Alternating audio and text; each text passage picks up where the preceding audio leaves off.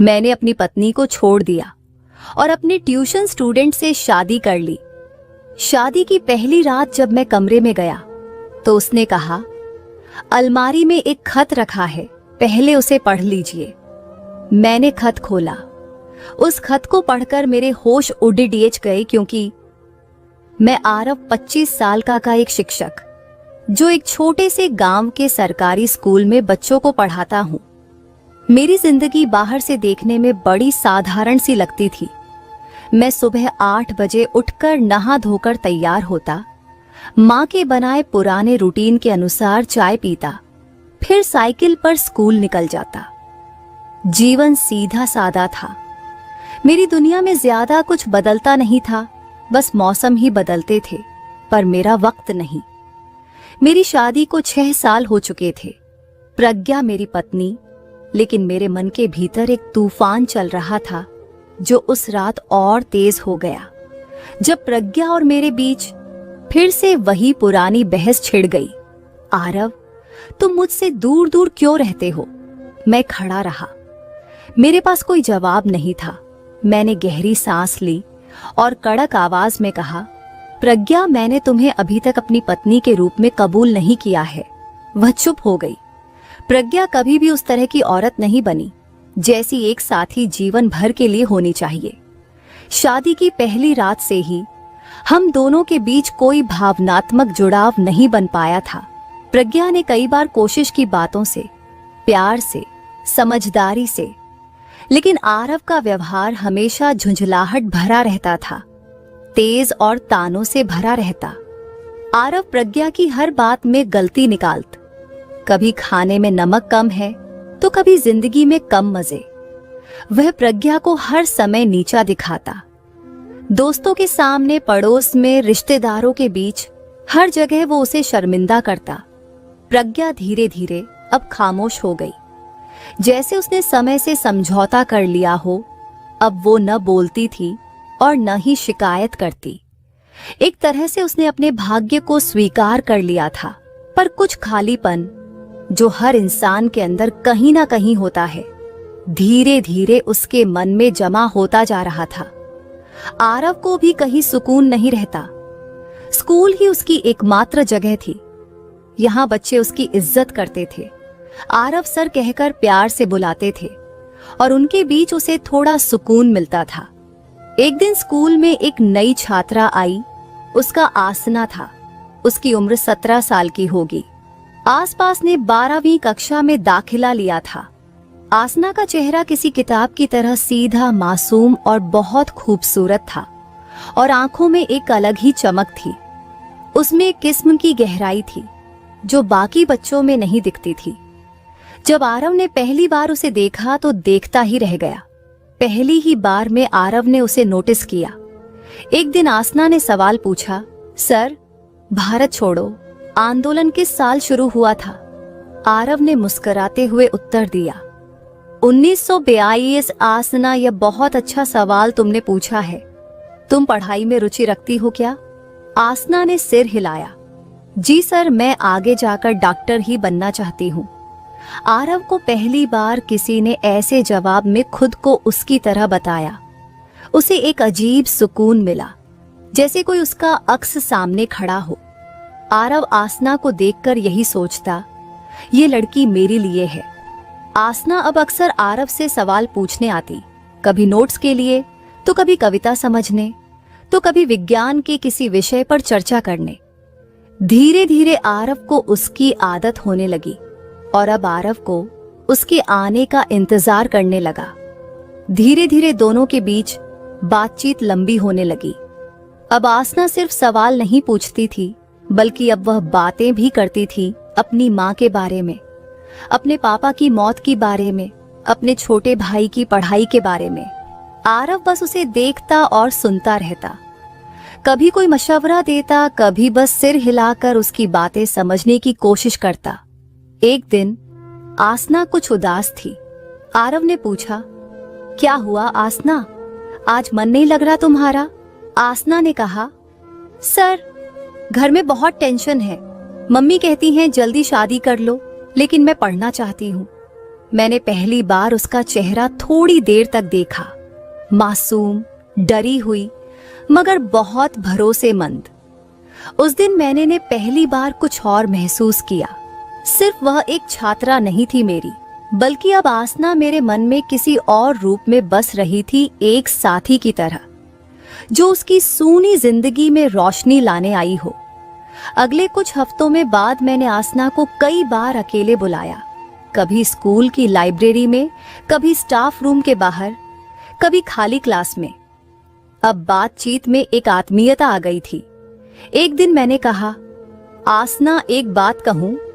आसना ने कहा, जी सर। तुमसे बात करके लगता है मैं फिर से जिंदा हूं। तुम्हें देखकर लगता है जिंदगी में फिर से कुछ अच्छा हो सकता है। आसना चौंकी, लेकिन कुछ बोली नहीं। मैं बोला, मुझे मालूम है तुम अभी छोटी हो, मैं शादीशुदा हूं, लेकिन क्या तुम जानती हो मेरी बीवी कैसी है? वो मुझसे नफरत करती है, मुझे खाना नहीं देती, बात बात पर अपमान करती है। मेरा दम घुटता है उस घर में। मैंने जानबूझकर अपनी पत्नी की बुराई की ताकि आसना को मुझसे हमदर्दी हो। आसना ने धीरे से कहा, सर आप शादीशुदा हैं, मैं आपसे शादी कैसे कर सकती हूँ? मैंने उसकी आंखों में देखा और धीरे से कहा, मैं उसे तलाक देने वाला हूँ, बहुत जल्द। मैं जिंदा रहना चाहता हूँ आसना, और वो जिंदगी तुम हो। आसना की आंखों में आंसू आ गए। वह चुपचाप वहां से उठकर चली गई। अगले दिन आसना स्कूल नहीं आई। मैं बहुत बेचैन हो गया। बार बार खिड़की से बाहर देखता, गेट की तरफ झांकता, लेकिन वह नहीं आई। तीसरे दिन बाद जब वह आई तो बहुत कमजोर लग रही थी। मैंने कहा, तुम इतने बाद क्यों आई? आसना बोली, सर मुझे डर लग रहा था, आपसे, खुद से, इस दुनिया से। फिर उसने एक लंबा पत्र थमाया जिसमें लिखा था, सर मैं नहीं जानती कि ये सब सही है या गलत, लेकिन आपने जो दर्द बताया वो मेरे अपने दर्द से बहुत मिलता जुलता है। मुझे नहीं पता मैं आपको चाहती हूं या नहीं, लेकिन आपके बिना अब स्कूल अधूरा लगता है। खत पढ़कर मेरी आंखों में आंसू आ गए थे। मैंने खुद से कहा, बस अब ये लड़की मेरी होनी चाहिए, चाहे कुछ भी हो जाए। अब मेरे मन में कुछ चलने लगा और फिर मैंने ठान लिया कि मैं आसना से शादी करके ही रहूंगा। उसके लिए मुझे चाहे जो करना पड़े मैं करूंगा। फिर मेरे दिमाग में एक आइडिया आया। मैं धीरे धीरे अपनी पत्नी के साथ व्यवहार अचानक बदल लिया। उससे ज्यादा मीठा बोलने लगा था, उसका ज्यादा ध्यान रखने लगा था। पहले तो उसे कुछ अजीब लगा, लेकिन उसने सोचा शायद पति अब सुधर गया है। फिर मैंने अपना काम शुरू किया। मैं हर रात को उसके दूध में थोड़ा थोड़ा जहर मिलाना शुरू कर दिया। धीमा जहर जो फौरन नहीं मारता, लेकिन धीरे धीरे शरीर को खत्म कर देता है। फिर कुछ दिनों बाद प्रज्ञा की तबीयत खराब होने लगी। उल्टी, चक्कर, कमजोरी। डॉक्टर ने जांच की तो रिपोर्ट में कुछ खास नहीं निकला। सबको लगा कोई अंदरूनी बीमारी है, और इधर मैं आसना से मिलता रहा। 1 महीने बाद एक सुबह प्रज्ञा बेहोश हो गई। मैं उसे अस्पताल ले गया, लेकिन तब तक बहुत देर हो चुकी थी। मैं रोने का नाटक करने लगा। मैंने अपनी सास को फोन करके बोला, मां जी, प्रज्ञा को कैंसर था। उसने हमें कभी बताया नहीं। मैं उसके लिए कुछ कर ही नहीं पाया। वो हम सबको छोड़कर चली गई। प्रज्ञा की मां रोती आई, शव देखकर पीट पीट कर रोने लगी, लेकिन मैं तब तक अपनी भूमिका निभा चुका था। कुछ महीने बाद जब शोक की रस्में पूरी हो गईं, तो मैंने सबको चौंकाते हुए ऐलान कर दिया, मैं अब आसना से शादी करूंगा। मेरे माँ बाप हैरान हो गए, बोले, तू अपनी स्टूडेंट से शादी करेगा, लोग क्या कहेंगे? मैं बोला, जिसको जो बोलना है बोले, मुझे कुछ फर्क नहीं पड़ता। धीरे धीरे गांव में ये बात फैल गई। गांव के लोग हैरान रह गए। किसी ने कहा, बीवी मरी नहीं कि अब नई बीवी लाने की तैयारी में है। तो किसी ने कहा, आसना तो उसकी छात्रा थी ना। तो किसी ने आंखों ही आंखों में कहा, जरूर कुछ गड़बड़ है। मगर मुझे परवाह नहीं थी। अब मैं आसना के साथ था। मैं चाहता था कि आसना से शादी करके एक नई दुनिया शुरू करूंगा, नई खुशियां और नया जीवन। आसना ने पहले तो मना किया था, लेकिन मेरे झूठ और आंखों में भरे नकली आंसुओं ने उसे धीरे धीरे झुका दिया और वह मान गई। मैंने कहा, मैंने प्रज्ञा को तलाक देने की कोशिश की थी, लेकिन तब तक वो बीमार हो गई। ये मेरी नियति है, लेकिन तुम्हें मैं कभी दुख नहीं दूंगा। आसना मेरे प्यार के जाल में फंस चुकी थी। वह मासूम और प्रेम में पिघली हुई लड़की झूठ पर भरोसा कर बैठी। फिर कुछ दिनों बाद हम दोनों ने शादी कर ली और उसके साथ हंसी खुशी रहने लगा। लेकिन शादी के कुछ दिन बाद ही गांव में बातें फैलने लगी। कोई बोला, देखा है आरव को अस्पताल में अकेले जाते हुए डॉक्टर कहता है जहर से मरी थी उसकी बीवी। कोई कहता, प्रज्ञा की मां तो कह रही थी कि उसकी बेटी कभी बीमार ही नहीं थी। एक दिन मेरे एक पुराना दोस्त बोला, आरव कुछ छुपा रहा है तू। मैं बोला, नहीं, ऐसी कोई बात नहीं। धीरे धीरे आसना के कानों में भी बातें पहुंचने लगी। पहले तो उसने अनसुना किया, मगर एक दिन गांव की एक बूढ़ी औरत ने सीधे कहा, बेटी, आरव ने अपनी पत्नी को मारा है, तू भी संभल जा। आसना यह सुनकर सन्न रह गई। आसना एक दिन अपने रूम की सफाई कर रही थी, तभी उसे आरव की डायरी मिली। आसना ने वो डायरी पढ़ ली जो उसने छुपाकर रखी थी। उसमें लिखा था, हर रोज की तरह आज भी दूध में जहर मिलाया और प्रज्ञा धीरे धीरे कमजोर हो रही है, बस कुछ ही दिन और। ये पढ़कर आसना के पैरों तले जमीन खिसक गई। वह भागते हुए आरव के सामने आई और बोली, ये क्या है आरव, तुमने मुझे धोखा दिया, तुमने प्रज्ञा को मारा। मैं हक्का बक्का रह गया। मुझे तो लगा था कि यह सब किसी पता नहीं चलेगा। आसना ने बस एक बात कही, तुम्हारा प्यार पाप था और पाप का अंत यही होता है। वह मुझे छोड़कर चली गई। एक दिन प्रज्ञा की मां आई। वह अब तक चुप थी, मगर आज उसकी आंखों में आग थी। उसने मेरे सामने खड़े होकर कहा, मैंने तुझे बेटा की तरह माना था, तूने मेरी बच्ची को मार दिया। तेरा अंत अकेलेपन और घुट घुट कर तेरी मौत होगी। मेरी बद्दुआ तुझे जरूर लगेगी, तुझे कोई नहीं छोड़ेगा, तू दिन दिन मरेगा। इतना कहकर वह चली गई।